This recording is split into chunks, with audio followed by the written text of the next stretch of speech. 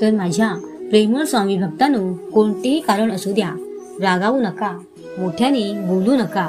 जर समोरचा माणूस जसा वागत असेल तर त्याच्याशी सरळ वागा. जर सांगून जर ऐकत नसेल तर त्याच्याशी तसेच वागा. नंतर त्याला समजेल की आपण दुसऱ्याशी चुकीचे वागलो. स्वामी म्हणतात ना, कोणते कारण असू द्या, चिडून बोलू नका, एकदम शांततेत बोला. मग बघा ती समोरची व्यक्ती कशी गप्प राहील आणि नंतर त्या कामाची अंमलबजावणी करा. तुमचे मन शांत ठेवा.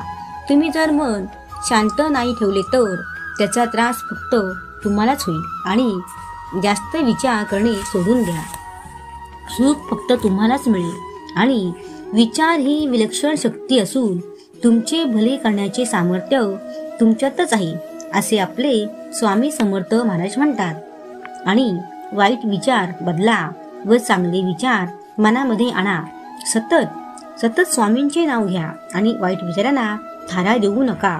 ज्याच्या सोबत कोणी नसतो ना, त्याच्यासोबत प्रत्यक्ष आपले ब्रह्मांड नायक स्वामी समर्थ माऊली असतात. मनात विश्वास ठेवा की माझे स्वामी आहेत, म्हणूनच तर मी आहे.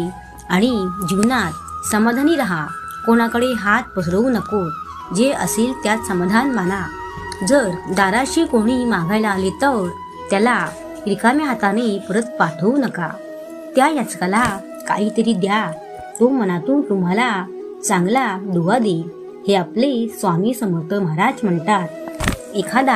एखादा छोटा पक्षी तुमच्या दारामध्ये पडला असेल तर त्याला पाणी द्या, अन्न द्या. पशुपक्ष्यांना रोज दाणे खायला द्या, त्यांना प्यायला पाणी द्या.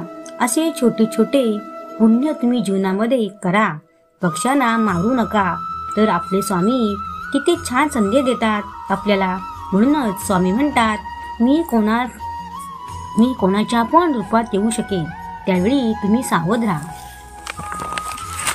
तर स्वामी भक्तांनो, आजची छोटीशी माहिती तुम्हाला कशी वाटली आणि काही चूक झाली असल्यास क्षमा करावी. तर स्वामी भक्तांनो, हा व्हिडिओ तुमच्या स्वामी भक्तांना देखील शेअर करा आणि सबस्क्राईब करायला मात्र विसरू नका. चला तर मग भेटूया पुढच्या व्हिडिओमध्ये. तोपर्यंत श्री स्वामी समर्थ.